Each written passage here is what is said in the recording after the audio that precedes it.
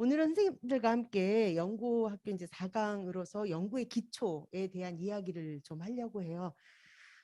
사실은 이제 이 프로그램을 좀 만들면서 계속 고민하는 게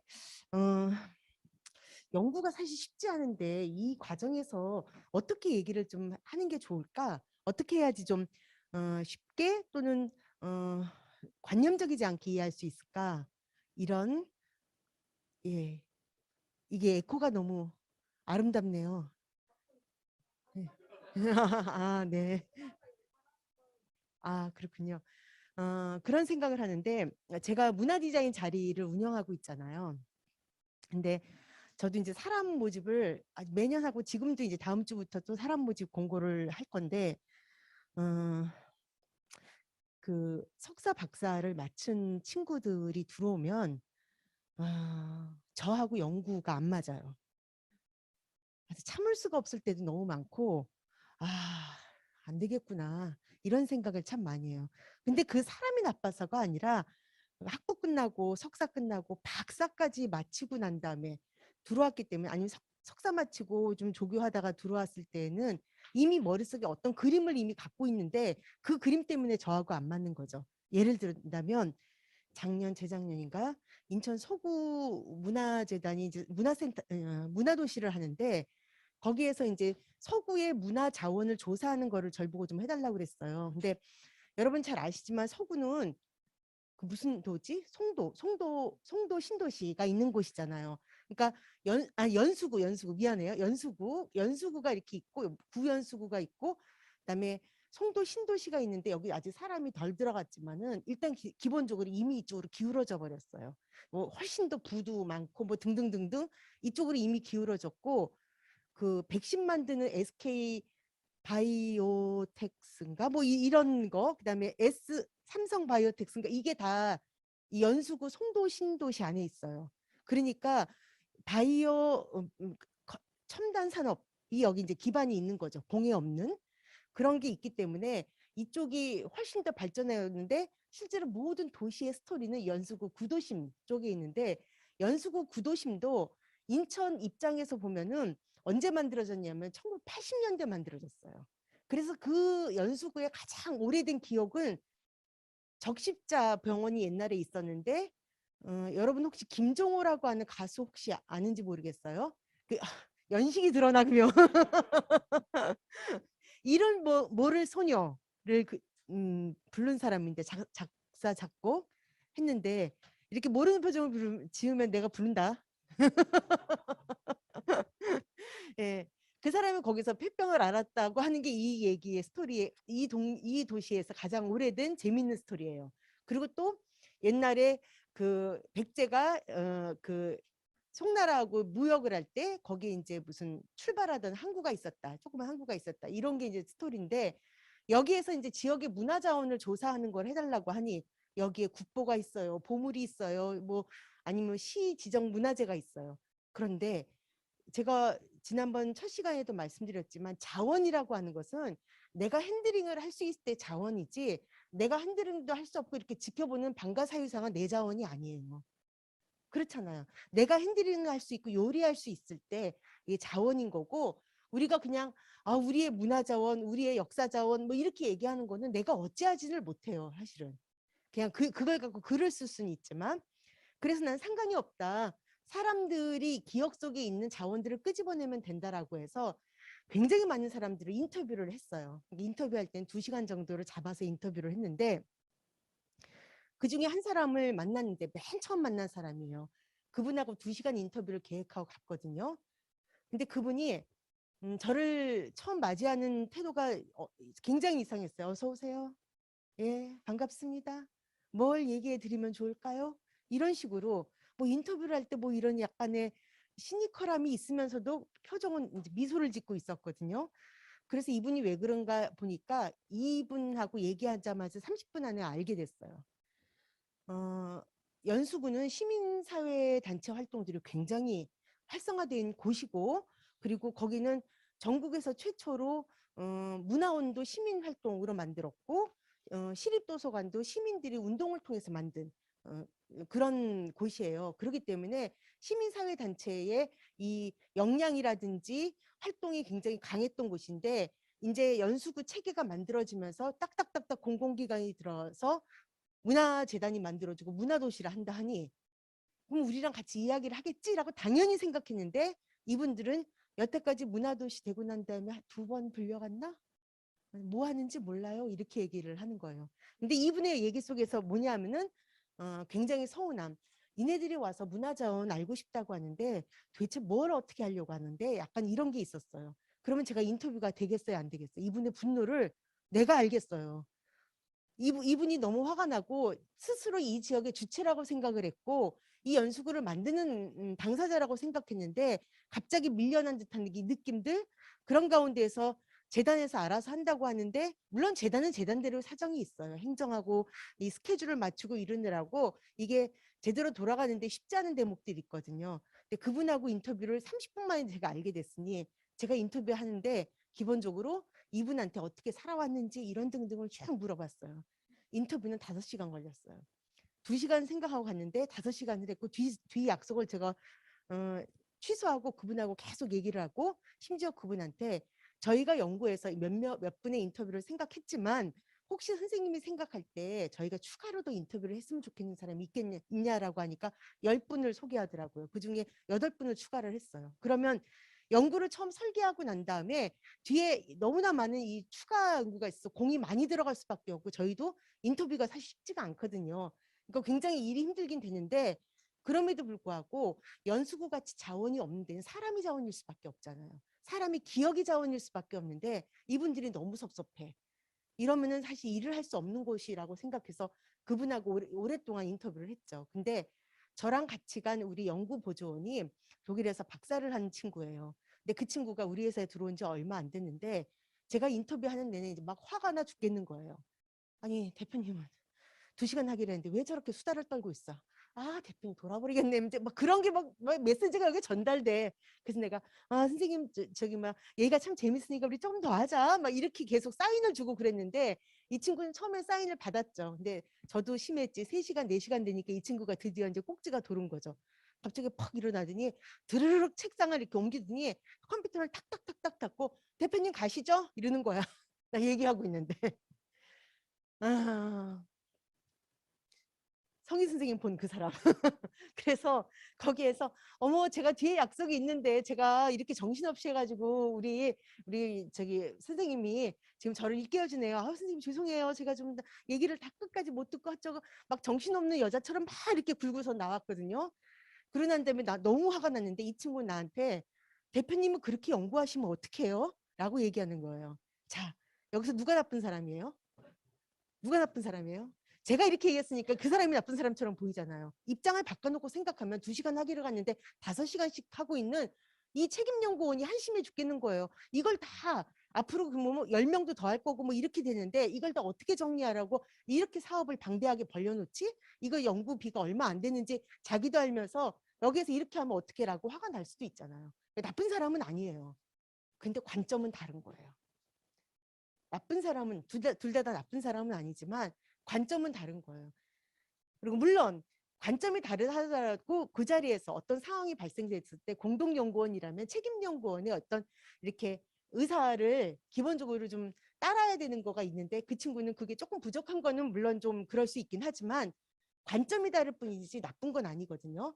오죽했으면 저를 정지시키기 위해서 그렇게 컴퓨터를 탁 닫고 이렇게 해서 나는 이 사람한테 좀 창피하고 이렇게 되긴 했는데 관점이 명백히 달라서 같이 일할 수는 없었어요. 같이 이게 헤어질 수밖에 없거든요. 그러니까 저는 뭐냐면 연구라고 하는 건 쉽지 않은데 좋은 사람들하고 같이 협력하면서 연구하고 연구 자체가 재밌으면서 저희가 대부분 다 공공 용역을 갖고 하잖아요. 그러니까 문체부에서 돈 받고 서울시에서 돈 받고 뭐 성동구 문화대에서 돈 받고 다 세금으로 돈 받아요. 일을 하고 있거든요. 그러니까 우리는 국가장학금을 갖고서는 공부하고 책 쓰는 거예요. 그러니까 얼마 평생 국가장학금을 받아야 될 직업이야. 그런데 연구가 쉽지는 않잖아요. 특히 관점과 결에 따라서 너무너무 차이가 많이 나기 때문에 그 친구는 독일에서 이런 거 저런 거로 공부했다고 하지만 기본적으로 현장에 대한 예의나 현장 활동가에 대한 기본적인 태도가 되어 있지 않기 때문에 같이 할 수는 없었어요. 그래서 그렇다고 한다면 현장 활동가 중심으로 연구진을 꾸리면 좋겠다라고 하는데 여기서 또 어려움은 뭐냐면 현장 활동가는 속도가 빨라요. 확 이렇게 드러나는 거를 바래요. 활동가들, 기획자들은. 그런데 연구는 빨리빨리 성과가 드러나질 않아요. 그러면은 이제 속이 터지고 이제 막 제가 지금 성장하고 있는 걸까요? 이런 소리를 해. 성장하고 있어. 이렇게 얘기하는데 대표님만 그러잖아요. 이런 식으로 맨날 칭칭대기를 해. 근데 사실은 계속 이게 성장하는 거거든요. 첫 번째 시간에 저랑 같이 왔었던 우리 문화 디자인 자리에 어떤 연구원 여러분들 기억하실런지 모르겠지만 그 사람은 만 2년 됐어요. 이제 3년 차예요. 3년 차인데 처음에는 저는 이게 안 맞는 것 같아요. 전 성장하지 않은 것 같아요. 저는 사유가 안 돌아가요. 전 사유를 못 하나 봐요.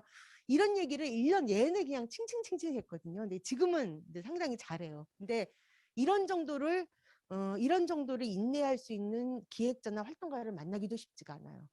그렇다고 한다면 저는 관점이 맞으면서 연구도 같이 할 수 있고 같이 요거를 인내하기도 하고 같이 학습할 수 있는 이런 사람을 만나면 최고로 좋은데 쉽진 않죠. 이런 사람이 세상에 어디 있어요.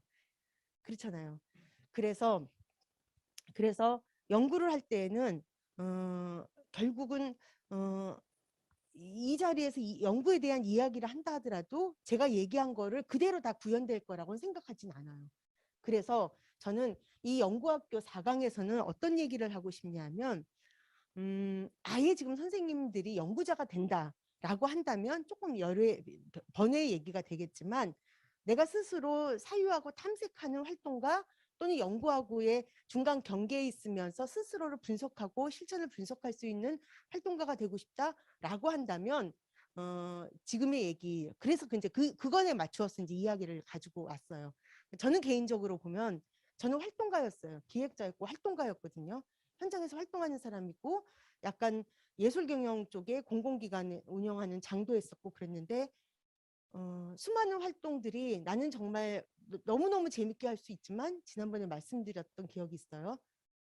정책에 따라서 누가 지자체장이 됐느냐에 따라서 한순간에 매도되는 거가 너무너무 참을 수가 없었어요. 그래서 뭐 이게 왜 이래야 되는가라고 하는 것 때문에 연구를 했고 정책에 대해서 관심을 가졌는데 정책에 대해서 이제 알겠다라고 하는 순간 어떻게 됐냐면 그러면 이제 알겠으니까 내가 최초에 이거 알고 싶었잖아요. 알았으니까 이거구나라고 하고서 저는 현장에 가서 현장 일을 하면 되잖아요.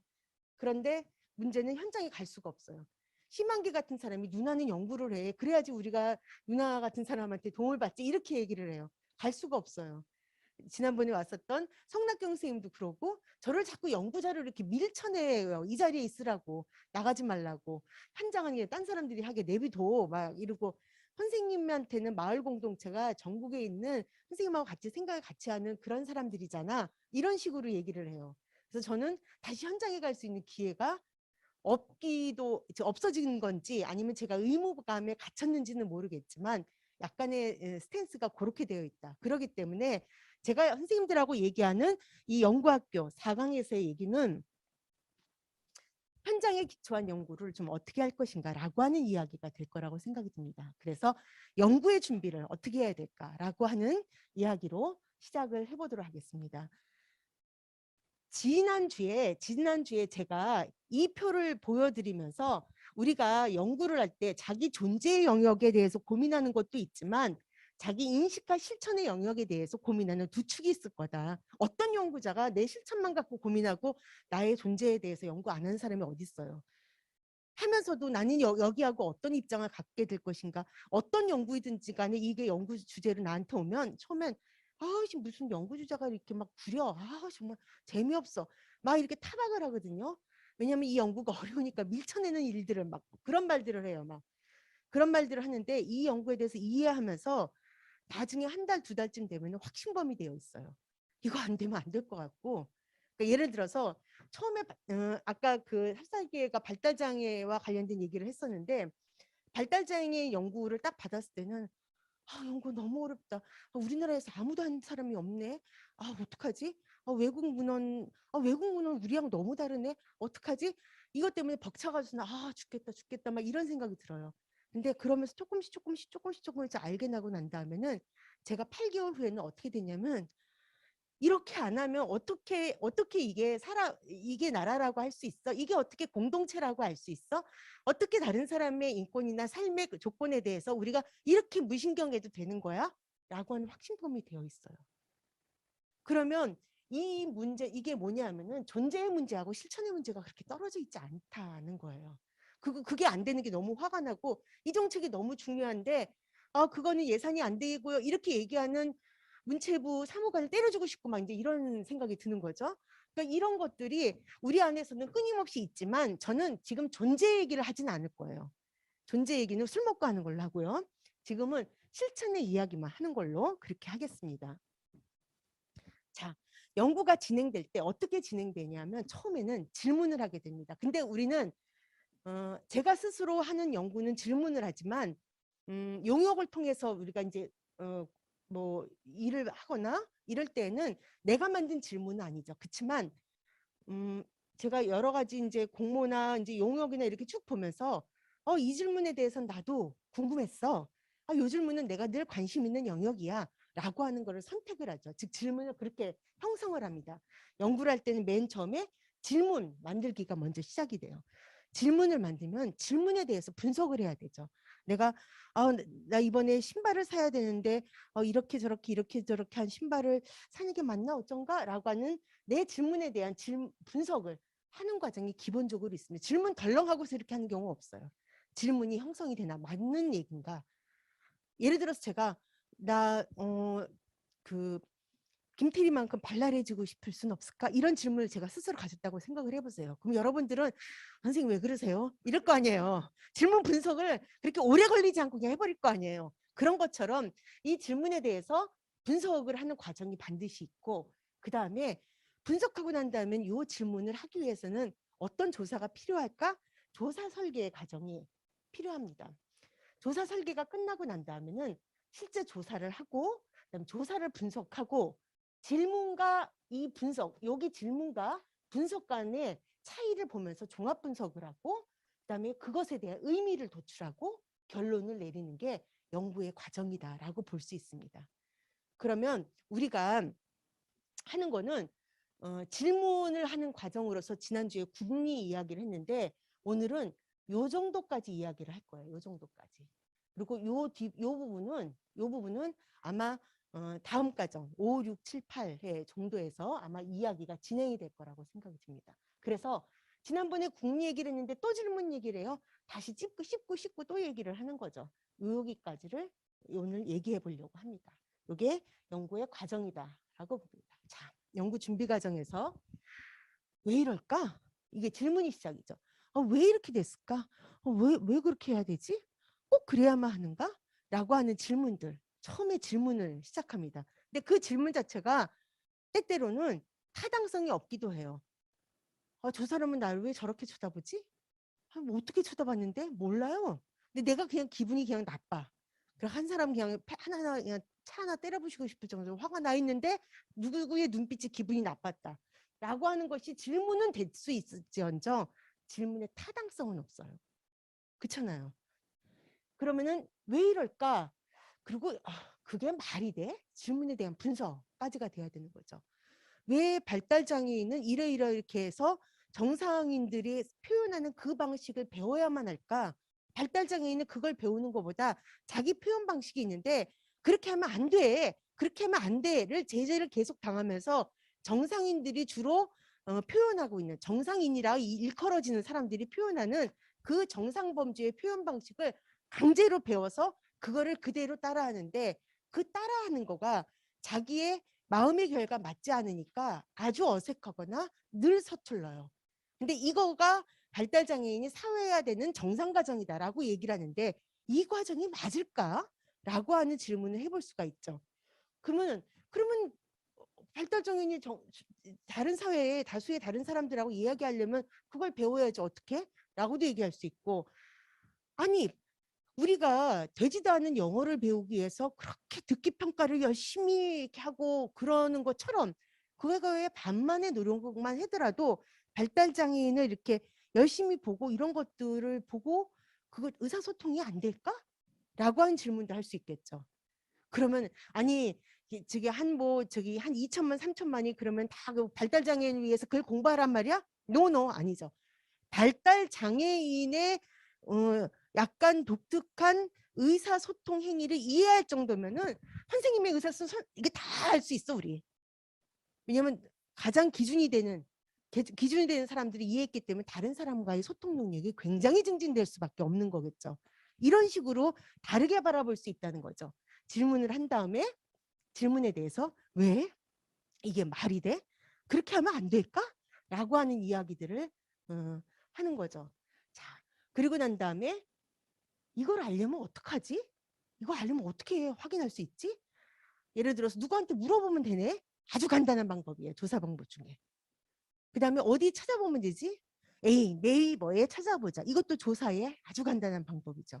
그런데 모든 게 다 나와 있진 않죠. 근데 요즘에는 유튜브에 모든 게 다 나와 있긴 하지만 그래도 어쨌든 이거를 알려면 어떻게 해야 되지? 우리가 알고 싶은 것 중에는 사실 유튜브에 안 나온 것도 많이 있거든. 화장품 중에서 뭐가 제일 좋을까? 이거는 있지만 뭐 라면을 어떻게 끓여야 맛있나? 이게 아니잖아요, 우리가. 그럼 조사 설계를 해야 되는 거죠. 조사 설계를 하고 그다음에 이렇게 알아볼까? 그래서 실제로 조사하다가 이거 안 되겠네. 인터뷰를 더 늘려야겠네. 저 같은 경우는 연수구에서 조사를 할 때 처음에 5명 인터뷰를 하려고 했는데 나중에 늘려가지고서는 10몇 명인가를 했거든요. 그러니까 그러면 중간에 또 과정을 바꿔. 일이 많아져. 그렇지만 그 일이 많아지는 것에 대해서 내가 감수하고 싶어지는 마음이 있어요. 어떨 때? 너무 궁금해 죽겠어. 너무 궁금해 죽겠는데 감수해야죠. 근데 궁금하지 않은데 마지못해 가급적 3명만 하면 안 될까? 이런 마음 왜 안 들어요? 다 들죠. 이거를 과제랍시고 이거를 연구하라고 도대체 누가 이걸 짠 거야? 라고 하는 생각이 들면은 점점 이 과제를 줄여 나가는 거죠. 근데 하다 보니까 이 과제에 대해서 내가 틈새 질문이 생겨버렸어. 너무 중요한 것 같아. 그러면 내가 또 막 느리게 되는 거죠. 연구라고 하는 거는 기본적으로 결국 연구를 하는 당사자가 이 설계를 늘렸다 줄였다 과정이 중간에 굉장히 많이 있어요. 그런데 약간 이런 기분이 있어요.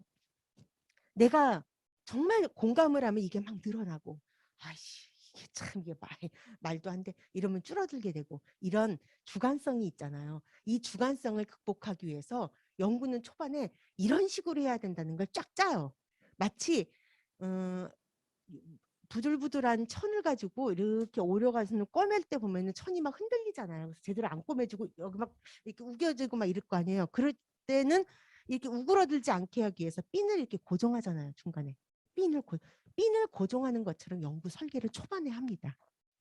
그래야지만 내 마음이 거기 막 동하는데 거기 막 하고 막 이렇게 되지 않겠죠. 예를 들어서 저한테 누가 우리나라에서 딱 2가지 컨텐츠가 히트를 치고 있다. 지옥이라든지 오징어 게임이라든지 이렇게 디스토피아에 대한 이런 게 히트를 치고 또 한쪽은 막 25, 21라든지 막 이렇게 막 러브러브 뭐 이런 거 막 판을 치잖아요. 뭐 갯마을 차차차 이런 거 같은 거. 그러면 우리 사회에 이 2가지 컨텐츠는 어떤 연관성을 가질까라고 하면은 난 너무 재밌을 것 같은데 나는 지옥 관심 없이 막 이것만 하고 싶어 하죠. 그리고 왜 남주들은 이렇게 남주들의 특징은 뭘까 막 이런 거 하면 너무 재밌을 것 같아. 근데 내가 그렇게 하면 연구가 되겠어요? 이 주제에 맞는 안 되잖아요. 그러니까 핀을 꽂아야 되는 거죠. 그 핀이 초반에 연구 설계다. 연구 설계다. 왜냐면 나도 그렇게 마음이 흘러갈 거니까. 얘가 조금 저렴해서 죄송해요. 그렇게 해서 조사를 하고 그다음에 조사한 걸 가지고 조사는 다 했는데 헐 이걸 어떻게 해야 되지? 난감해요. 막상 조사를 했는데 이 조사를 분석하는 거 이게 이제 중요한 거죠. 제가 나름대로는 조사 분석 중에 사람들이 말로 한 거를 분석하는 거를 조금 이제 저는 그게 재밌고 다른 사람들이 아우 이거 어떻게 뽑아냈어 이렇게 약간의 평가를 받는 것 같긴 해요. 제가 너무 제 자랑했나요? 근데 어쨌든 어, 사람들의 이야기 속에서도 규칙이 있고 원리가 있고 저 사람이 왜 저 단어를 유난히 많이 사용하네? 라고 할 때는 그 단어를 사용할 수밖에 없는 그 사람의 사유가 있는 거잖아요. 언어는 사람의 생각을 담는 그릇인데 그 언어를 자꾸 써. 근데 저 언어를 쓸 수밖에 없는 이 사람의 사유 체계가 있다면 그 언어를 가지고 이 언어가 상징이 되고 사인이 돼서 그걸 파악할 수 있는 거겠죠. 자, 이런 것처럼 우리가 분석할 때에는 그 사람의 맥락을 가지고 분석하기도 하고 조사의 내용을 가지고 분석하기도 하고 그럽니다. 이 과정을 다시 하나하나 차근차근 이야기하려고 해요. 이게 연구의 준비 과정이다. 준비 과정이다라고 이제 생각을 합니다. 질문은 결국 주제예요. 주제. 이게 질문을 이거 왜 이러지? 라고 한 다음에 이게 가당한 질문인지에 대해서 내가 생각을 해봐야 돼요. 가당한 질문인지 일단 주변 사람들한테 물어봐야 되죠. 근데 그 대부분 그 영화나 무슨 드라마나 역사 이렇게 뭐 소설을 보면은 전 세계적으로 어마어마한 또 인류적으로 어마어마한 연구를 한 사람들은 첫 질문이 다 그지 같아요. 그래가지고는 너 그게 말이 되니? 이러고서는 아인슈타인도 학교에서 쫓겨나고 뭐 뉴턴은 어떻게 되고 갈릴레오는 어떻게 죽을 뻔하고 다 이런 식으로 사람들이 말도 안 된다고 생각하는 그런 반응을 보일 때도 있어요. 근데 우리가 또 그렇게까지 될 리는 없잖아. 그리고 그렇게 그걸 목표로 하기는 피곤하잖아. 하다가 그렇게 되면 모르거니와. 그러니까 내가 딱 질문을 하고 난 다음에 이 질문에 대해서 사람들한테 물어보면 그래 나도 참 그게 궁금했는데 맞아 이런 반응이 나오는 게 최고예요. 타당한 연구라는 거죠. 내가 그게 궁금했는데 내가 그거를 말로 만들어내 본 적은 없어요. 뭐 저러지? 생각을 그냥 하다가 말아버려. 사람들이 생각을 끝까지 다 가지 않아요. 의외로. 생각을 하다가 중간에 스르륵 없어져서 내가 그걸 생각했다는 것조차도 잊어버릴 때도 많고 그다음에 그 생각의 결론까지 뽑아낼 정도로 이렇게 길게 지루한 과정을 감내하지를 의외로 않아요. 그래서 사람들이 이렇게 생각을 하면서 이렇게 멈춘 그런 자잘한 생각들, 생각의 조각들이 있는데 마침 내가 가서 나 이게 참 궁금한데 이거 어떻게 생각해? 라고 얘기를 하니까 그렇게 생각의 조각을 갖고 있는 사람들이 나도 옛날에 참 그렇게 궁금했었는데 한번 알아보면 참 좋겠다 라든지 맞아 이런다든지 맞아는 진짜 생각의 조각에 조각을 하는 사람이죠. 이런 식으로 생각의 조각들의 동의가 되는 경우는 이게 연구로서 타당성이 있는 거죠. 그리고 이 사람들이 그걸 나중에 이렇게 됐대. 같이 이렇게 모여서 적어도 물어본 사람들을 이렇게 모여놓고 난 다음에 이게 내가 한번 조사해보고 같이 얘기해보자라고 해서 이야기하면요. 최소한 자기가 공감했던 사람들이기 때문에 거기에 대해서 할 말이 생겨요. 요 사람들이 포커스 그룹이죠. 표적 집단이죠. 그 문제에 대해서 동의한 사람이야. 나중에 표적 집단으로 딱 그 사람들을 끌어내서 얘기를 하면은 이 사람들이 자기도 그 생각을 하다가 생각이 길게 안 간 이유가 뭔가요? 어딘가에 허들에 걸려서 넘어진 거예요.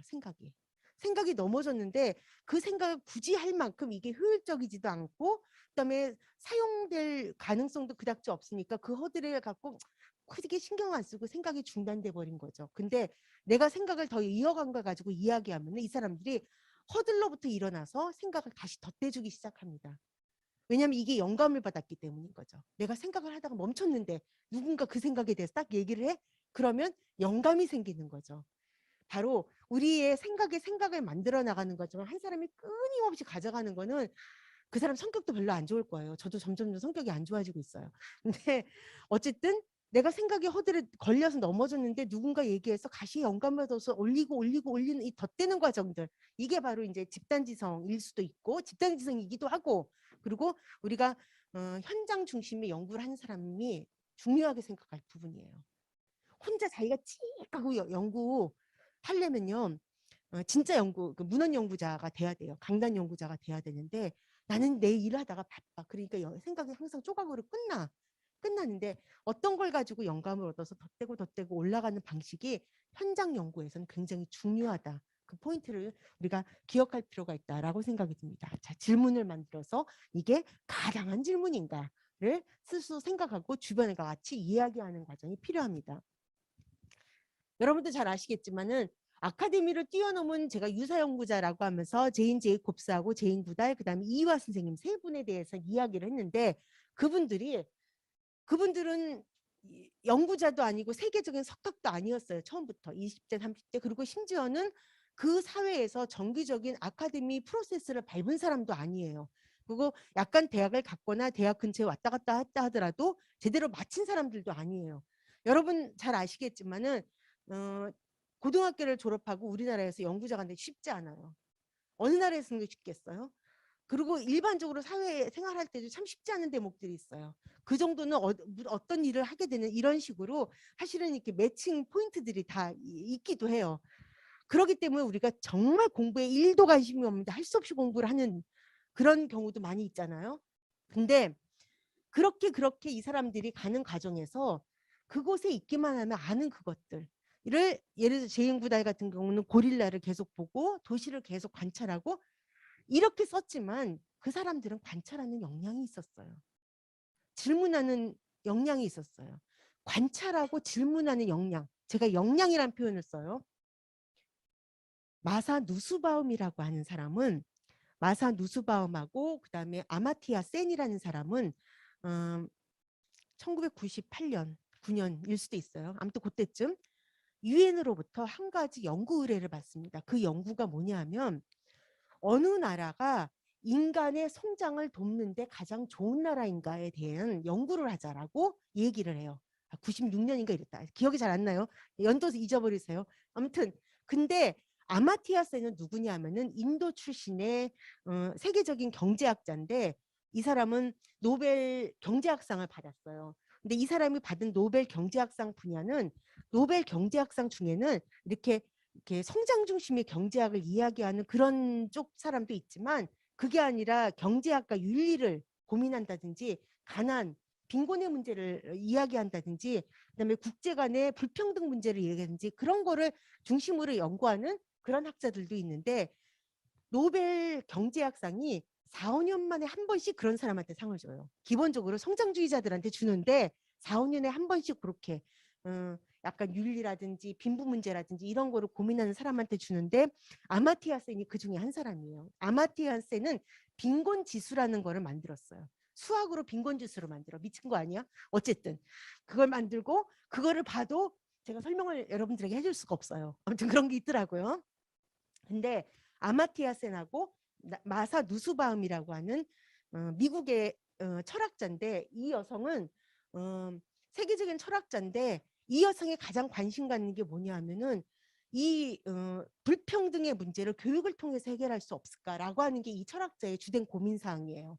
그래서 이 두 사람이 같이 유엔에서 연구하고 보고서를 내고 그 보고서에 맞춰서 지금 현재 유엔 인간 발달 지수 HD 지수 I 요 지수가 매년 나와요. 요 지수가 뭐냐면은 이 나라의 그 GNP가 제일 높으냐 GDP가 높으냐라고 하는 기준을 가지고 따졌던 때가 있었어요. 옛날에는. 근데 지금은 인간 발달 지수 갖고 따지든지 삶의 질 지수 갖고 따진다든지 행복 지수 갖고 따진다든지 이렇게 하고 있어요. 그렇죠? 이렇게 하면서 옛날에는 항상 1등에 미국이 가 있고 막 2등 뭐 독일 뭐 일본 이런 순서였는데 지수가 바뀌면서 즉 행복 지수라든지 삶의 질 지수라든지 인간 발달 지수로 바뀌면서 2위에 올라가는 나라들이 노르웨이 북부에 있는 나라들 뭐 스웨덴 뭐 이런 나라들이 이제 주로 올라가게 됐죠. 그런데 이런 지수를 만드는 거에 최초의 모델을 만든 게 바로 아마티아센하고 마사 누스바움인데 이 사람들이 고민한 건 뭐냐면 경제는 윤리를 만나지 않고서는 작동하지 않는다. 작동하면 위험하다라고 하는 생각이 이들의 생각이에요. 기본 생각. 그런데 그러면 이 경제가 사람들이 성장하고 아니면 사람들이 행복하게 살 수 있는 여러 가지 여건들을 그 사회에서 만들려면은 그 국가는 사람들이 그걸 스스로 할 수 있는 그런 어떤 거를 줘야 되는데 그게 뭘까? 이 뭘까가 바로 역량이에요. 그리고 역량은 반드시 단수로 쓰지 않고 복수로 쓴다. 이게 기준이에요. 왜냐하면 내가 외우는 능력만 갖고 있었어. 서울대를 갔어. 딱 하나 능력을 가지고 인간성 개판이야. 막 이런 능력. 그러면 이거를 역량 중에 하나를 갖고 있는 거긴 하지만 그게 모든 역량의 총체로 볼 수 있냐? 아니잖아요. 그러니까 마사 누스바움의 얘기는 이 캐피탈리티즈로 모든 역량이 여러 가지가 있는 거다. 그 여러 역량을 발달시켜주는 사회 분위기가 되어 있느냐라고 하는 것이 굉장히 중요하다라고 얘기를 하는데 우리가 학교에서 요구되는 것은 외우는 거지만 바로 아카데미를 뛰어넘는 유사 연구자들은요. 외우는 거 갖고 능력 있는 사람들은 아니었어요. 다른 캐피탈리티즈가 있는 거예요. 사람들하고 수다 떨면서 계속 보는 거. 아니 그 큰 뉴욕 도시에서 어떻게 이게 유기체처럼 움직이는가는 이 아줌마가 허구헌날 돌아다니면서 사람들하고 뭐 여기저기 저기 그 식료품 가게에서 사람들하고 얘기하고 이런 실질적인 일이 있지 않고서는 알 수 없는 거죠. 제인 구달도 제인 구달과 고릴라가 있는 사진들을 보면요. 제인 구달이 고릴라를 업고 있거나 안고 있거나 고릴라가 제인 구달의 옷을 들쳐서 이렇게 속을 들여다보고 있거나 그 둘 사이에 커뮤니케이션이 있어 보이는 그런 사진들이 굉장히 많거든요. 이게 뭐예요? 외우는 거로 됐을까요? 아니잖아요. 다른 캐피탈리스트가 있는 거죠. 이희화 선생도 마찬가지죠. 술 먹고 구라를 푸는데 아주 천재적이었어. 술 먹고 역사적으로 막 이렇게 얘기하면 사람들이 재밌다고 막 이러는데 그걸 좀 책으로 쓰지 그러다가 책으로 쓴 거잖아요. 그러니까 술이 얼마나 중요한 촉진제인가라고 하는 것도 알 수 있는 거죠. 즉 우리가 그곳에 있기만 하면 아는 그것이 아니라 이런 캐피탈리 다른 역량도 그 역량이 필요하다. 그 중에서 사람들마다 각각 다른 역량들을 가지고 있을 거라고 생각. 그 역량을 활용해야 된다라고 하는 생각이 듭니다. 그래서 연구를 할 때는 이렇게 준비가 다 되었다 하더라도 질문이 되었다 하더라도 질문을 끌어갈 수 있는 역량이 필요한 거고 그 역량 중에는 바로 브리콜레르 이거 허들이 생겼어. 이거 어떻게 해결할까? 이런 끈기, 끊임없이 찾아가는 힘, 요것이 굉장히 중요하다. 그 외에 다른 역량도 필요하지만 관찰이라든지 듣는 거라든지 여러 가지가 필요하지만 이렇게 계속 궁리를 해나가는 힘이 필요하다라는 것까지는 말씀을 드렸습니다. 즉 질문만 가지고 안 된다라는 얘기가 지난주와 지금 얘기 속에서 계속 이야기를 하고 있는 거죠. 그렇다고 한다면 내가 질문을 해서 이게 타당하다고 하면 그 다음에 해야 되는 게 조사 설계를 해야겠죠. 자, 조사 설계는 교육이나 문화나 복지나 인권이나 청소년이나 예술 영역의 조사 방법은 세상 없어도 사회조사 방법론에 기초하고 있어요. 사회조사 방법론. 물론 예술은 조금 어려워요. 예술은 이게 예술 연구하는 게 제일 어려워서 예술은 조금 다룰 수 있긴 하지만 교육이나 문화나 복지 같은 경우는 사회조사 방법론에 기초하고 있어요. 뭐 교육이나 복지 같은 경우는 말할 것도 인권도 말할 것도 없고 청소년도 말할 것도 없죠. 그리고 청소년은 사실은 이 방법론 중에서도 사실은 굉장히 많은 그 질적 연구가 필요한 대목들이 있는 거죠. 근데 여태까지는 문화는 그렇게 연구 대상이 아니었어요. 근데 요즘은 문화도 연구 대상이고 예술도 연구 대상이다. 자, 사회조사 방법론, 사회조사는 인문사회 현상에 대한 정보 및 자료 수집을 위한 다양한 방식의 활동이다라고 규정할 수 있어요. 이게 모두가 다 인문사회 현상이에요. 그렇잖아요. 인문사회 현상은 숫자적으로 나오지가 않아요. 이게 내면에 뭐가 있고 내면에 뭐가 있고 뭐 알 수가 없어요. 예를 들어서 어떤 청소년들에게 어느 고등학교 청소년들에게 한 달에 한 번씩 가서 무슨 오케스트라 공연을 찾아가는 오케스트라 공연을 했다고 쳐요. 그래서 3월 달에 얘들한테 의식조사를 했고 12월 달에 이 청소년들한테 의식조사를 해서 이 청소년들이 문화적 소양이 이렇게 높아졌다라고 발표가 났다고 쳐요. 그럴 수 있을 것 같아요. 그런데 이 청소년들이 오케스트라 외에 다른 모든 사회적 영역하고 분리가 되어 있었던 게 아니잖아요. 그게 아니잖아요. 그 사이에 굉장한 여러 가지 문화적 현상들도 있었고 뭐 여러 가지가 있었어요. 뭐 세계적인 히트도 있었고 막 이래서 얘들은 다른 데에도 영향을 많이 받았어요. 그렇기 때문에 이 오케스트라 공연이 매달 한 번씩 있어서 12월 달에 나타나는 이 현상은 반드시 찾아가는 오케스트라 공연의 결과다라고 보기에는 무리수가 있어요. 그렇잖아요. 그러면은 이것의 내면을 자세히 들여다 봐야 돼요.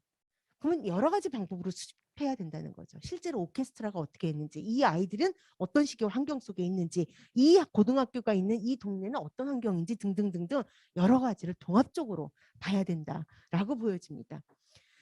자연과학과 달리 사회과학은 사회적인 현상을 진단하고 있는데 정책 연구나 문화기획도 사회현상을 조사하는 게 반드시 필요합니다. 문화기획도.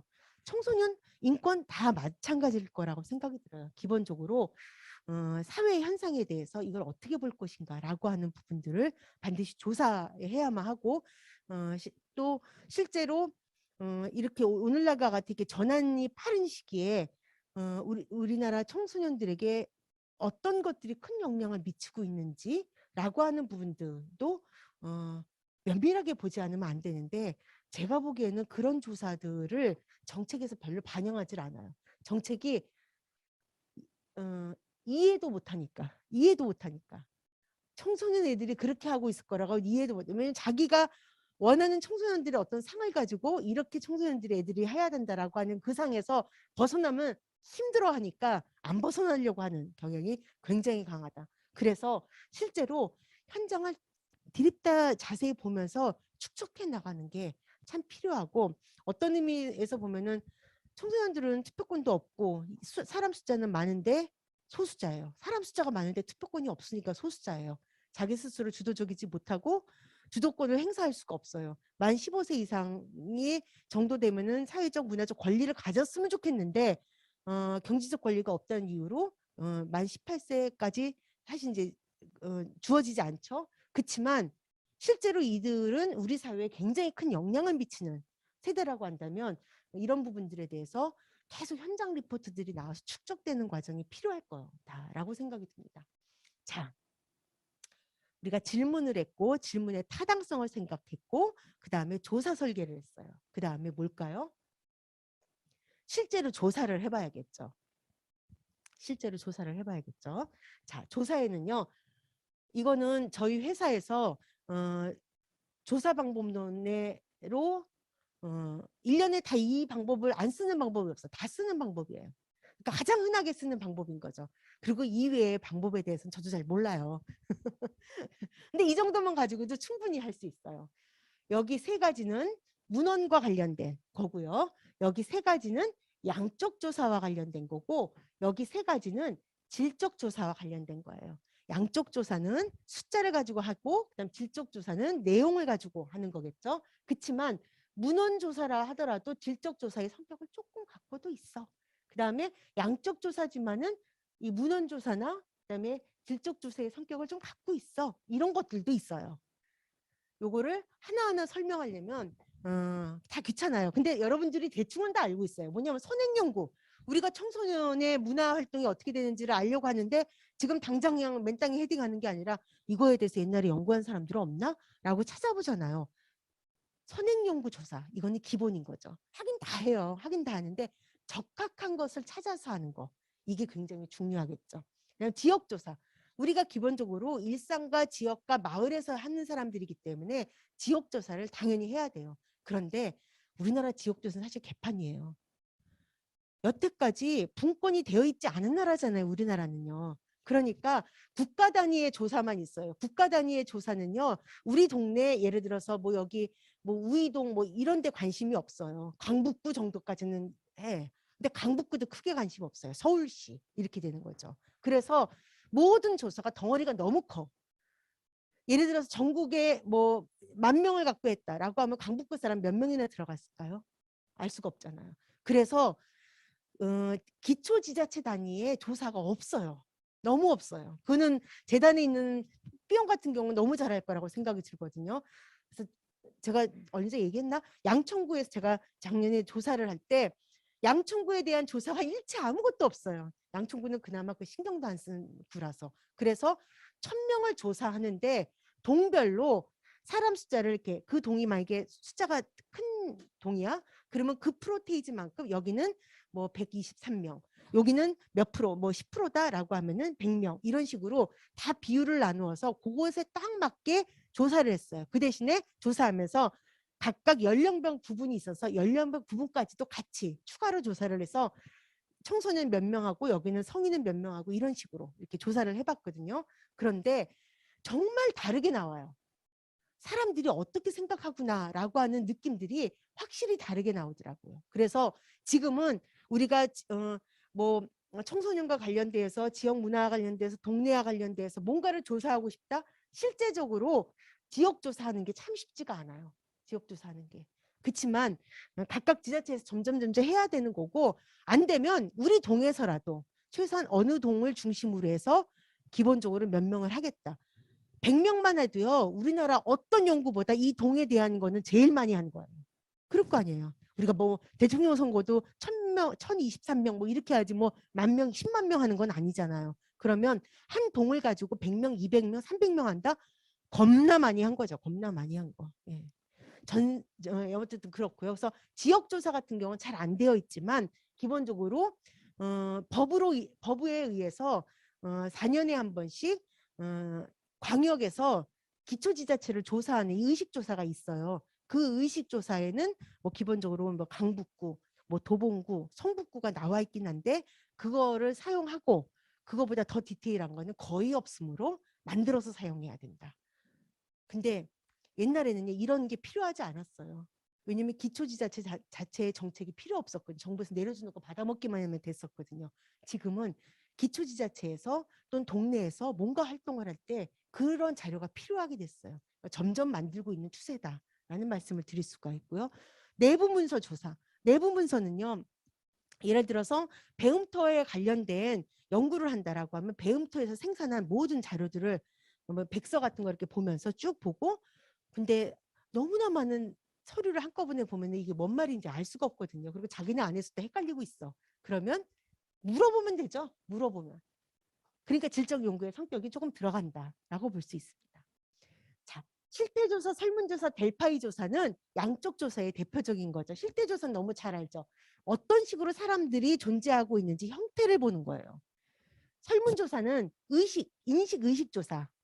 어떻게 의식하고 있나, 어떻게 인식하고 있나 라는 조사인 거죠. 델파이 조사는 정책을 설계할 때 주로 하는 건데 이거는 전문적인 영역에서 우리 지역에는 뭐 이러이러한 일이 있습니다. 당신은 이 일을 어떻게 해결했으면 좋겠습니까? 짜라락 하고 뭐 이런 식으로 해서 정책을 조사할 때 많이 쓰는 그런 거예요.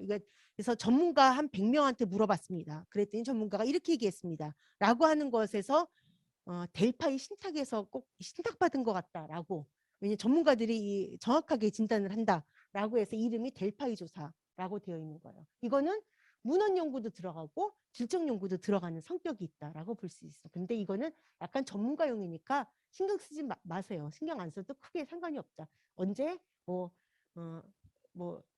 참여할 수 있는 기회가 있으면 하면 되는 거니까 주로 실태조사, 설문조사를 말씀드릴 수 있고요. 질적조사는 인터뷰조사. 사람하고 인터뷰 질문들을 쭉 만들어서 쭉 질문하고서 그걸 쭉 이제 이야기를 하고 녹취를 하고 막 이러는 건데 아까 말한 것처럼 이 사람이 사용하는 단어들, 행동들, 그다음에 그것에 대해서 취급하는 태도들 이런 것들을 보면서 내용을 파악할 수 있겠죠. FGI는 생각이 딱 멈췄던 그 사람들을 딱 모아놓고 포커스 그룹 인터뷰라고 하죠. 표적 집단이잖아요. 요 사람들은 그거에 관심자들이에요. 그래서 조금만 얘기하면 줄줄줄줄 얘기할 사람들, 요런 사람들을 포커스 그룹 인터뷰로 그룹으로 주로 많이 하죠. 그 다음에는 직접 가서 보는 거. 직접 가서 이렇게 사람들 하고 있는 거 이렇게 옆에서 이렇게 보는 거. 이 보는 것도 같이 참여하면서 현장 관찰을 할 수도 있고 아니면 멀리서 이렇게 쳐다볼 수도 있고 여러 가지 형태가 있긴 한데 직접 가서 보는 그런 방식도 있습니다. 저 같은 경우는 예를 들어서 예술 활동과 관련된 그런 평가나 진단을 해야 될 때는 거기 가서 이렇게 앉아서 이렇게 계속 보고 있고 만약에 이제 장애인이나 다문화 가정과 관련된 연구를 할 때는 그냥 거기 들어가서 같이 활동. 왜냐면 바깥에 이렇게 앉아 있는 거를 이 사람들이 굉장히 불편해. 나를 누가 쳐다보고 있다 이러면 하던 짓도 못 하잖아요. 그러니까 거기에서 같이 이렇게 놀고 그러는데 이제 나이가 들어서 그것도 너무 피곤하더라고요. 어쨌든 이런 조사들이 있다. 이 조사들은 중에서 기본적으로 우리가 이런 것들 다 하고 있어요. 이런 것도 하고 있어요. 델파이만 안 할 거고 나머지 이것도 다 하고 있어요. 문제는 내가 본 거, 내가 들은 거, 그다음에 그 사이에서 일어난 현상을 어떻게 해석할 것인가 라고 하는 분석하는 과정에서 아마 약간 범퍼가 있을 수는 있는데 어쨌든 연구는 이런 내용들을 갖고 있다라고 볼 수 있습니다. 오늘은 설명이 굉장히 많죠? 여기까지 하고요. 제가 요 뒷부분은 사실 제가 여기까지 한 다음에 여기서부터는 우리 문화재단 자리 문서연 연구원이 나와서 이렇게 하기로 되어 있었는데 우리가 내일 오전 10시에 용역 입찰이 있어가지고 지금 그거 하고 있어서 너 여기 있어 나 혼자 갔다 올게 내가 이때부터는 문서연으로 할게 이렇게 해가지고서는 이 문서연 연구원은 대표님 컨셉을 똑똑하게 해요 그랬거든 그래서 내가 칠렐레로 할 거야 막 이랬어요 여기서부터는 이제 문서연 연구원이 정리한 내용입니다. 이게 뭐냐면요. 여러분 1차 하고 2차 끝나고 난 다음에 설문조사를 하셨어요. 1차에서는 이렇게 우리 연구에서 뭘 원하는지 뭘 생각하는지라는 거를 토론을 하셨거든요. 그거를 우리는 FGI라고 생각하고 이걸 정리해 봤어요. 즉 우리 입장에서는 문화디자인 자리 입장에서는 연구학계를 해야 되는데 이 연구학계에서 어떤 내용을 갖고 만들 것인지 우리는 사실 난감해요. 전 여기 전체 분 중에 제가 아는 사람은 B형 한 사람이고 선생님은 약간 낯은 있긴 하지만 우리 그렇게 조금 친한 건 아니었잖아. 그러니까 내가 어떻게 하냐고. 그러니까 이 프로그램을 어떻게 만들어야 되는지 사실 좀 난감불상하잖아요. 그러니까 우리가 첫 번째 그 경옥 선생님 강의 끝나고 난 뒤에 선생님이 토론했던 거를 포커스 그룹 인터뷰라고 생각하고 분석을 했어요. 그래서 이 선생님들을 우리가 파악하려고. 그다음에 두 번째 강의 신만기 선생님하고 성낙경 선생님의 사례 발표가 끝나고 난 다음에 선생님들한테 설문을 이거 뭐지? 앱으로 이렇게 돌렸거든요. 그거를 선생님 한 거를 그다음에 설문조사 결과를 분석해 가지고 왔어요. 그러면 우리 집단은 어떤 사람인지가 보일 거예요. 근데 현안들 다 알고 있는 내용이에요. 자, 이 FGI의 목적은 배움터 연구학교 참여자의 자기 사유와 고민의 성장 지점을 파악하기 위해서. 맞죠? 그 다음에 일시는 22년 3월 15일 4시부터 7시 사이에 선생님들이 토론한 시간이에요. 우리는 선생님들은 토론했는데 이거를 FGI로 막 사용한 거죠. 네. 고발하려면 고발하세요. 장소는 동북권역 마을배움터 숭이었어요.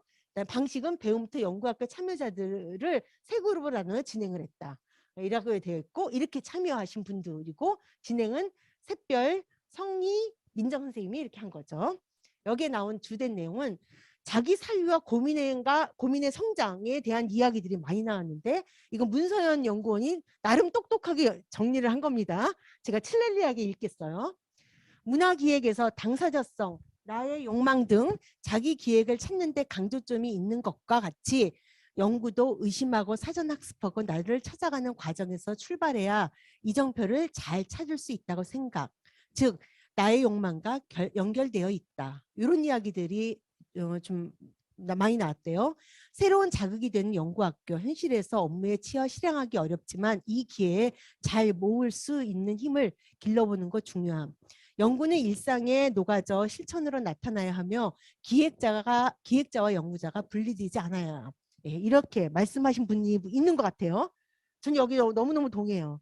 다 동의하는 말이지만 저는 연구자만 살라고 하면 너무 왜냐면 고민이 직업이에요. 얼마나 재미없어요. 근데 기획자는 재미를 만드는 게 직업이잖아요. 그러니까 기획자와 연구자를 같이 하지 않으면 죽을 것 같아요. 어쨌든 다음 네 번째, 줌인, 줌아웃이 필요한 시점. 나의 거리를 만드는 경험이 생길 것으로 생각하며 그동안 연구를 특별하게 생각했는데 내가 알고 있고 하고 있는 일들이 연구활동이었다는 게 명확해짐. 이렇게 말씀하신 분도 있고요. 나답기 위해서는 낯설게 보고 줌아웃을 해야 하며 나를 알게 하는 과정의 필요성을 일깨워줌.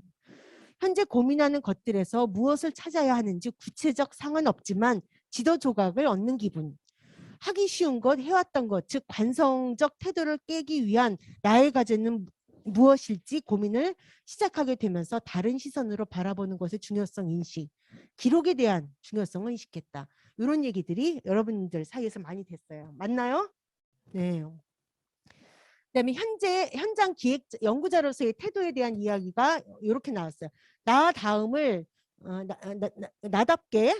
찾아가는 방법은 나다움을 받아들이는 것으로 이것이 연구자의 자세라고 생각함.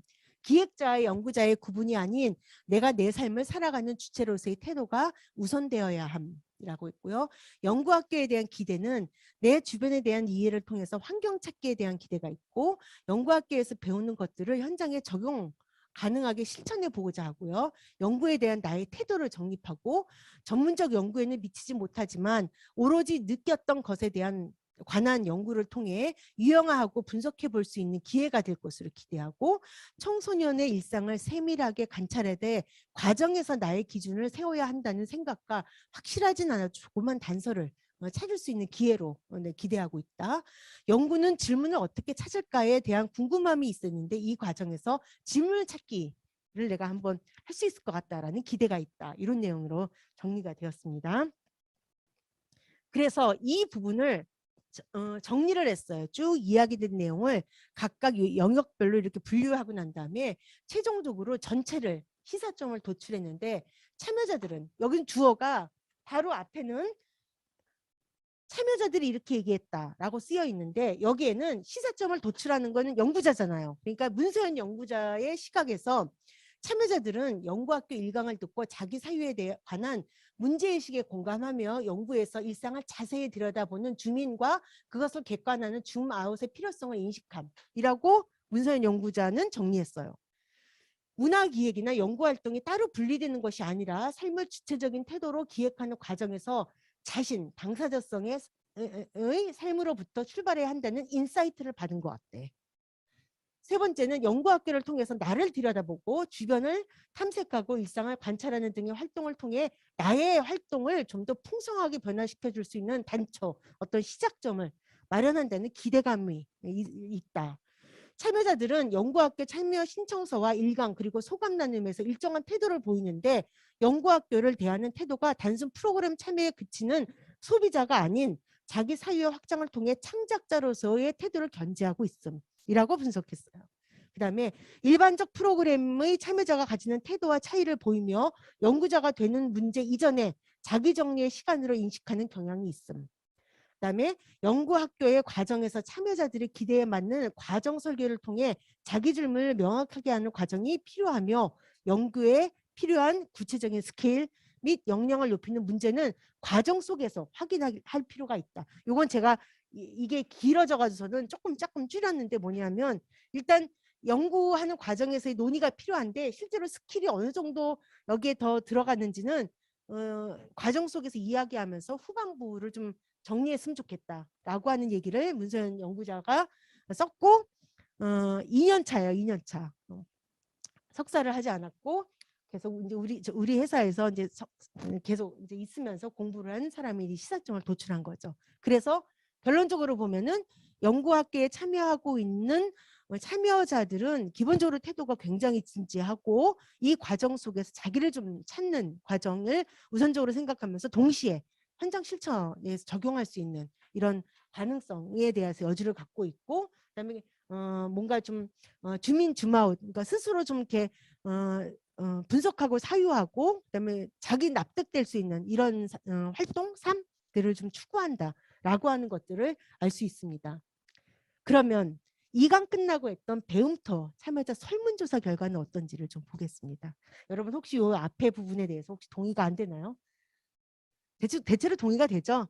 사실 이거는 복잡한 얘기가 아니라서 사실은 이게 정리하기는 어렵지는 않았습니다. 이거 그다음에 설문조사인데요. 자, 설문조사 딱 보면 여러분 좀 이상한 거 있지 않아요? 혹시 이상한 거 없어요? 설문조사 이제 설문 개요가 나와 있는데 이상한 거 없어요? 제가 여기 오기 전에 요 2장 3장을 문서연 연구원이 딱 정리한 다음에 대표님 다 했어요 하면서 저한테 딱 넘겼거든요. 딱 보면서 에이 이 덜렁이 내가 또 이러면서 에이 이걸 안 고쳤네. 고쳤어요. 에이 덜렁이 이거 또 안 했네. 에이 하면서 하려다가 갑자기 스톱했어. 내가 문서연 연구자를 오늘 배움터 연구학교에 가서 까버릴까? 이렇게 생각에 딱 들어가서 세연 쌤 잠깐 좀 와봐요. 그러니까 네 하면서 봤어. 세연 쌤 이게 뭐야? 이거 왜 이거 안 했어? 이거 뭐야? 왜 안 했어? 그러니까 했는데 이거 깜빡 안 하고 제가 딴 데다 해놨어요. 금방 할게요. 잠깐만. 선생님이 안 한 걸 내가 그냥 다 까면 어떻게 생각해? 그러니까 그럼 너무 병신 같잖아요. 그래서 뭐 어때? 선생님 2년 차인데 약간 그렇게 보여도 귀엽지 않아? 그러니까 어떻게 깔려고 하냐 그래서 내가 이거를 해서 연구에서는 우리가 줌인 줌아웃 계속 사람들이 얘기하는데 줌아웃을 한다고 말하면서 사실은 줌인 줌아웃의 근육을 안 갖고 있으면 이게 아무것도 안 돌아간다. 그 설명을 하는데 이걸로 쓸게라고 하니까 재밌겠다. 그러면서 그래요. 그러면서 제 컨셉하고는 좀 안 맞는데 그게 좀 문제네요. 이러더라고요. 자기 컨셉은 똑똑해 보이는 거래요. 근데 여러분은 문세현 연구자가 똑똑해 라고 인식해 주시면서 이 얘기를 들었으면 좋겠어요. 참여, 연구학계 참여자 FJ 분석이라고 제목이 이렇게 돼 있어요. 이거 안 고쳤어. 연구자든 기획자든요, 주민 줌아웃을 사실 일상적으로 사실 하거든요. 근데 이제 이런 것들이 이게 통통 나오는 거죠. 별거 아니에요. 별거 아닌데 이게 선생님들하고 하는 과정이니까 이렇게 별거 아닌데, 제가 무슨 제안 PT 하거나 무슨 아니면 어디 포럼에 가서 발표를 할 때 이러면은 참 별로죠. 참 별로죠. 그러니까 실제로 주민 줌아웃을 어떻게 해야 될 것인가를 사실 상상해가지고 근육을 한번 돌려보는 게 굉장히 중요하다고 생각이 들어요. 절대 안 돼요. 주민 줌아웃. 쉽지 않아요. 정말. 이건 좀 이따 얘기하고요. 어쨌든 이거를 고치지 않고 왔습니다. 자, 설문조사 개요입니다. 목적은 배움터 연구학교 참여자들이 연구학교에 대한 기대하는 지점, 욕구 등을 파악하고 향후 연구학교를 원활하게 진행할 수 있도록 함. 기간이 이렇고 대상자는 14명이고 응답자는 12명이고 표집 방법은 전수조사를 했고 구글 설문 폼 온라인 자기기입 방식으로 했고 분석은 SPSS 2.0인데 21.0이네. 2.0을 이용해서 했고 등등등등 이렇게 나와 있습니다. 자, 배움터 연구학계에 참여하신 분들은 일단 남성이 66.7%, 여성이 33.3%. 그다음에 연령대는 20대가 8.3%. 누가 20대야? 한 명이나 두 명이 있네. 그다음에 30대가 많고 40대까지 있습니다. 응답수는 모두 N은 12명 이렇게 되겠죠. 자, 그다음에 참여자 일반 현황을 볼 때 지역별로는 동북 4구에서 한 60% 정도가 참석했고요. 강북구는 따로 되어 있네.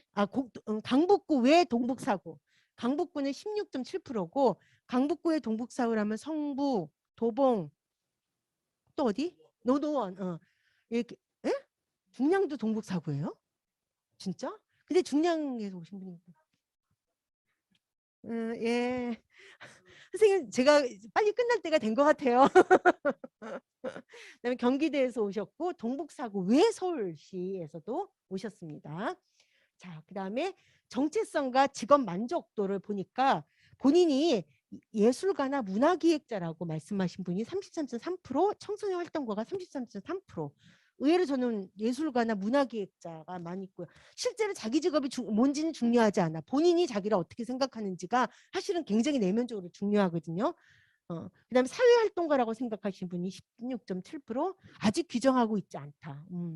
참 장래가 촉망돼요. 그다음에 연구자다 8.3% 이렇게 되어 있습니다. 자, 그다음에 일에 대한 만족도를 봤어요. 매우 만족한다가 50%, 반 정도가 만족을 하시고요. 약간 만족한다가 41.7%, 약간 불만족이다 한 분인 것 같아요. 이렇게 나왔고요. 이거를 SPSS로 돌리면 5점 만점에 3.42 정도가 돼서 이거는 굉장히 높은 거예요. 2.5가 평균이에요. 굉장히 높게 나와 있습니다.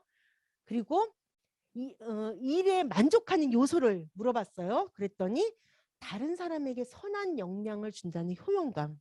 왜 이렇게 착한 거야 다들. 아주 50%나 되는 거야. 그리고 사회와 공동체에 의미 있다는 가치감. 이것도 33.3%나 되고요. 새로운 것을 탐색하고 발견한다는 어떤 선진적인 이런 선진감 16.7%라고 해서 늘 깨어있고 싶어하는 잠이 모자랄 수도 있는 그런 부류의 분들이다라는 걸 알 수 있고요.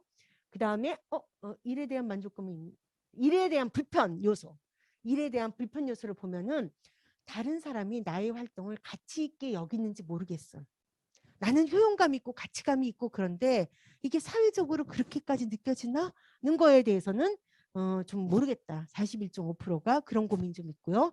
나의 삶의 여건이 나아지고 있지는 않다. 내가 이 일에 즐겁고 또 가치 있다고 생각하는데 실제로 나의 삶의 여건은 나아지고 있지 않다. 16.7%.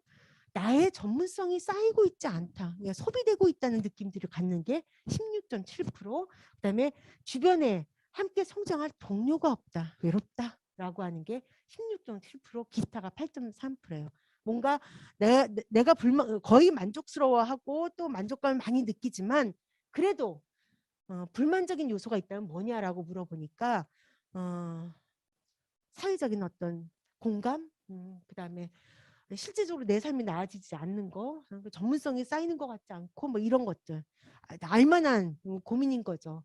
변화할 것 같지 않은, 이 시기 계속할 것 같은 그런 느낌들, 뭐 이런 게 좀 있죠. 그다음에 앞으로 일을 지속할 건가를 묻는 설문도 있었어요. 분야가 달라도 이와 같은 일을 할 것이다가 33.3%, 하는 일이 다소 변화가 있어도 이 분야에서 일할 것이다 33.3%, 그다음에 현재 일을 계속할 것이다 25%, 모르겠다 또 나왔어요. 대체로는 지금 일에 대해서 만족감을 갖고 있고 계속할 건데 사회적으로는 좀 어떤지, 그다음에 사실 조금 생활이 나아지지 않고 외롭고 이런 것들이 있어요. 그렇지만 지금 만족하고 앞으로도 계속한다라고 하는 굉장히 만족 집단이었다는 걸 볼 수 있고요. 연구학교와 관련된 내용입니다. 연구학교의 참여 여건을 보니까, 연구학교 참여 경로를 보니까 배움터 관계자 추천으로 58%, 강제로 다 끌려온 것 같은 느낌이 드는 거예요. 그다음에 내가 활동하는 기관장의 추천도 있었어요. 주변 동료가 하는 거 보고는 아니고 이 두 가지로, 그러니까 끌려왔거나 기관장이 가라고 하거나 뭐 이런 식의 약간 좀 이런 느낌. 그래서 당신의 그럼 자발성 정도는 어떤 거냐를 물었더니 75% 정도가 매우 자발적으로 왔고 약간 약간 그렇다라고 하는 게 25%. 근데 자발적이지 않다는 없었어요. 자, 그다음에 연구학계에 참여하는 이유를 물어봤어요. 나의 활동을 해석하고 싶어서가 제일 많았어요. 일단 솔직히 말하면 사회도 사회고 청소년도 청소년이고 문화도 문화고 뭐 다 중요한데 내가 지금 너무 엉켜 있어. 이게 사실은 굉장히 괴로운 거잖아요. 이 부분을 좀 같이 하고 싶다라고 하는 생각이 있고요. 활동하면서 발견되는 고문 지점을 좀 해결하고 싶다. 25%. 그다음에 강사 구성 및 커리큘럼이 나의 활동에 도움이 될 것 같아서 땡큐. 16.7%. 그다음에 활동에 대한 전반적인 미래 방향을 탐구하고 싶어서 16.7% 이렇게 나왔습니다. 자, 기대 지점이 뭐냐? 새로운 자극을 통해서 나의 마음을 좀 환기하고 싶다가 50%. 예. 마음이 좀 힘들었었나 봐요. 나의 현장을 좀 연구자적 관점에서 좀 객관적으로 좀 바라보고 싶다. 내가 지금 여기에 빠져 있는 건 아닌가? 내가 못 보고 있는 거 아닌가? 나 늘 그냥 걱정되고 의심했는데 이것 좀 하고 싶다. 연구 개념의 기초를 좀 이렇게 경험해 보면서 실제로 좀 내가 할 수 있는지 어떤지 뭐 등등에 대해서 좀 고민하고 싶다도 25% 정도가 되었습니다. 즉 나에 대한 고민, 그다음에 내가 하고 있는 일에 대한 고민, 이런 것들이 좀 같이 있었던 것 같고요. 연구학교 참여하고 난 다음에 하고 싶은 게 뭐냐라고 질문하니까 연구한 내용을 가지고 결과 한류를 통해서 내 현장을 좀 개선하고 싶다. 내 현장이든 내 활동이든 개선하고 싶다가 66.7%, 그다음에 양적 질적 연구 방법을 익혀서 내 현장에서 인터뷰 설문조사를 좀 자유롭게 실행하고 싶다가 16.7%, 그다음에 내 현장에서 문제의식을 공유하는 사람들과 연구 모임을 하고 싶다. 8.3%, 문헌 연구 방법을 익혀서 내 현장에 대한 문헌 조사를 하고 싶다. 8.3%. 나왔습니다. 즉 설문조사, 문헌조사, 그다음에 뭐 연구 모임 등등등 여러 가지가 있는데 이거를 통해서 결국은 현장을 개선하겠지만 이렇게 어떤 방식을 특별하게 지목한 분도 계시지만 전반적으로 좀 현장을 활동을 좀 개선하고 싶다라고 하는 의지가 많이 있었습니다. 합시다. 네. 연구에 대한 나의 생각은 역시 비슷합니다. 나를 점검하는 도구, 세상을 이해하는 틀, 그다음에 효과적인 전략으로 연구를 나는 좀 이해하고 있다라고 보여지고요. 연구 활동에 연구가 도움이 될 것 같으냐 하면 매우 그렇다가 거의 다였고요. 도움 정도가 평균이 3.92, 거의 4점에 가까우니까 몹시 도움이 될 것 같다라고 본 것 같고요. 그다음에 이 관심 영역, 당신이 연구할 때 관심 영역은 어떻습니까? 라고 하니까 청소년이 제일 아니 지역이 제일 많나? 비슷하네요. 청소년 지역이 많았고 문화예술이 세 가지가 2강 1중 다소 뭐 이렇게 되네요. 예. 어쨌든 지역, 청소년, 문화예술 요 영역에서 고민들이 분포되었다라고 볼 수 있습니다. 자, 그래서 요걸 가지고 설문조사의 시사점을 안 썼더라고요. 안 썼더라고요.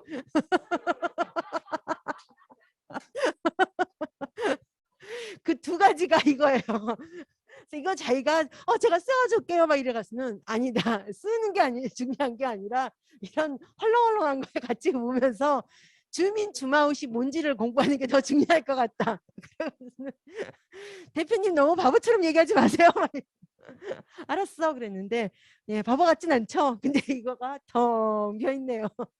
예. 그러나 지금 우리가 쭉 보면서 같이 이야기하면서 넘어왔으니까 크게 다르진 않을 거라고 생각합니다. 마지막입니다. 주민 주마웃이요. 말처럼 잘 안 돼요. 저는 우리 회사에서 이야기할 때 선생님 자는 10cm 자인데 내 자가 1mm 자야. 그러면은 내가 1mm로 하고 있는 거 선생님이 내가 뭐 하고 있는지 읽을 수가 없게 돼. 나는 1mm로 보니까 선생님이 하는 거 보면은 너무너무 덤성덤성 하는 것 같이 보여. 그러면 우리 사이에 어떻게 해야 될까? 내가 자를 한 5cm로 늘릴까? 선생님이 자를 좀 좁혀가면서 미세화하는 거를 할까? 이렇게 얘기하면 사람들이 대표님이 그렇게 하면 좋겠는데 절 보고 하라고 그럴 거죠. 이렇게 얘기를 해요. 아니 그게 아니라 나도 때로는 10cm 자가 필요하고 선생님도 때로는 1mm 자가 필요해. 그거를 갖고 우리가 두 개를 만들자. 여러 가지를 자를 사용하자라고 얘기를 하거든요. 바로 주민 주마웃하고 다르지 않은 얘기잖아요. 전문성은 학력에서 나오는 게 아니라 디테일에서 나와요. 디테일. 저기 제이콥스나 제인 쿠달이나 이희아 선생님의 전문성은요. 가만히 보면은 그 사람들이 학력에서 나온 게 아니라 현장을 디테일하게 보는 이 디테일에서 나왔어요. 이 디테일이 전문성이다. 디테일에 악마가 있다. 뭐 별별 얘기 다 있잖아요. 어떻게 정교하게 갔냐. 그러면 우리가 다 짜잔해지잖아요. 노노노. 주민 주마웃을 하는 사람은 짜잔해지지 않아요. 다시 통 크게 읽기도 하니까. 주민 주마웃을 실제로 그렇게 해나가는 과정이 기획을 할 때도 필요하고 연구할 때도 필요하다. 그래서 기획자라는 사람이 연구 잘해요. 그리고 연출하던 사람이 연구 잘해요. 그리고 이렇게 전체 감독하던 사람이 연구를 잘해요. 왜냐면 여러 요소를 같이 보고 있는 사람들. 주민 주마웃을 해야지 여러 요소가 보이잖아요. 그러니까 여러 요소를 보기 위해서 노력하는 게 필요하다라고 생각이 듭니다. 전문성은 디테일에 있습니다. 오늘은 4강은 여기까지 하는 걸로 하고요. 아마 식사 후에 다시 뭐 얘기를 하는 과정이 있겠죠? 예, 문성희 선생님 쳐다보지도 않네요. 예, 제가 좀 마치려고 하는데 뒤에 예, 끝을 맺겠습니다. 수고하셨습니다.